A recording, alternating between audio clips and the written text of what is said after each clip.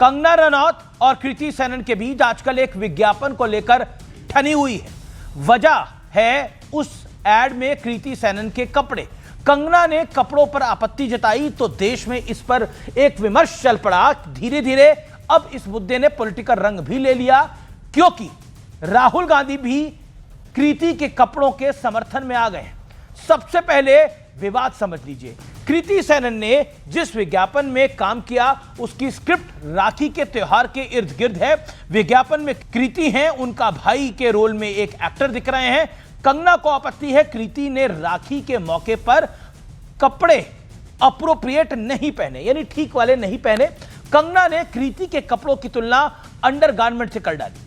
कृति ने भी जवाब दे दिया। उन्होंने कहा कि त्योहार पर कपड़े नहीं, भावनाएं मायने रखती हैं। सही बात है। इसके बाद सीन में राहुल गांधी आते हैं। उन्होंने कहा महिलाएं क्या पहनती हैं, क्या करती हैं, कहां जाती हैं, ये उसकी चॉइस है। चॉइस महज एक शब्द नहीं बल्कि दो धारी तलवार है। सोचिए, क्या चॉइस के नाम पर मंदिरों में हम कुछ भी पहनकर जा सकते हैं? मंदिर छोड़िए, क्या अदालत में काले कोट के बजाय नाइट सूट पहनकर जाया जा सकता है वकील द्वारा? क्या डॉक्टर हाफ पैंट में दिखाई देते हैं? ह्यूमंस और एनिमल्स में सबसे बड़ा फर्क यही है। इंसानों को मर्यादा का एहसास होता है, सलीका आता है, हमें रिश्तों में फर्क का पता है। लेकिन जानवरों को ईश्वर ने ये खूबियां नहीं दी है, उन्हें रिश्तों में फर्क करना नहीं आता है। चॉइस के नाम पर क्या हमें ये वाली जीवन शैली मंजूर है? कृति सेनन, तो क्या इस दुनिया की हर महिला को अधिकार है कि वो अपनी मर्जी के कपड़े पहने, खाए, घूमे या जो भी काम करे, लेकिन अधिकार अपने साथ कुछ जिम्मेदारियां भी लेकर आते हैं, यानी जिम्मेदारियों का भार लाती हैं। राखी जैसे त्योहार के विज्ञापन में क्या एक्स्ट्रा ग्रेसफुल नहीं हुआ जा सकता था?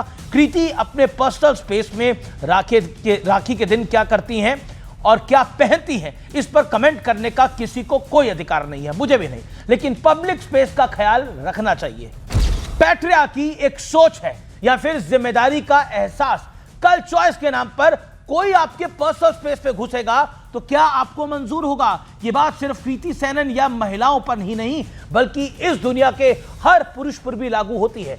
इन अप्रोप्रिएट बिहेवियर किसी को अलाउ नहीं होना चाहिए, क्योंकि सबको चॉइस के नाम पर खुला छोड़ दिया तो क्योस बच जाएगा, अराजकता आ जाएगी। इसलिए नियम और कायदे बने हैं। जिस चॉइस शब्द का इस्तेमाल राहुल गांधी ने किया, उन राहुल गांधी को बताना चाहिए कि क्या हिजाब और बुर्का पहनना चॉइस होनी चाहिए या फिर बंदिश? 3 तलाक भी चॉइस का ही हिस्सा था क्या? सवाल है, क्योंकि कांग्रेस तो 3 तलाक खत्म करने के खिलाफ थी। राहुल गांधी के पास भी चॉइस थी कि वो मनुस्मृति को ईमानदारी से कोट करें। मनुस्मृति का श्लोक कहता है, जहां नारी का सम्मान और पूजा होती है वहां देवताओं का वास होता है। क्या राहुल गांधी ने बाय चॉइस इस श्लोक का जिक्र नहीं किया था? उन्होंने इस श्लोक की बात की जो शायद उस दौर में जरूरी रहा होगा।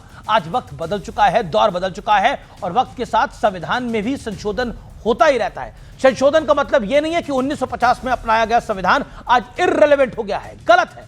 बाय चॉइस जो हमला उन्होंने मनुस्मृति पे किया, क्या वैसी आपत्ति वो किसी और धार्मिक ग्रंथ या किसी बात पर भी जता सकते हैं? या फिर ये चॉइस वाला लेक्चर सिर्फ एक धर्म के लिए सुरक्षित रखा गया है? क्योंकि उनके दौर में तो महरम को भी मान्यता हासिल थी, हिजाब की वकालत करने वाली कांग्रेस, और आज एक कथित इनअप्रोप्रिएट ड्रेस का समर्थन कर रही है। चॉइस वाला अनियंत्रण हमेशा हादसे को आमंत्रण देता है। मेरी मर्जी, मैं चाहे ये करूं, मैं चाहे वो करूं, मेरी मर्जी। इस एटीट्यूड से देश नहीं चलता, समाज नहीं चलता। और यह बात कृति सेनन, राहुल गांधी, कंगना रनौत, आपको, मुझे, हम सबको समझ लेनी चाहिए। यह सबसे जरूरी बात है और यही सत्य है और यही तथ्य है। नमस्कार।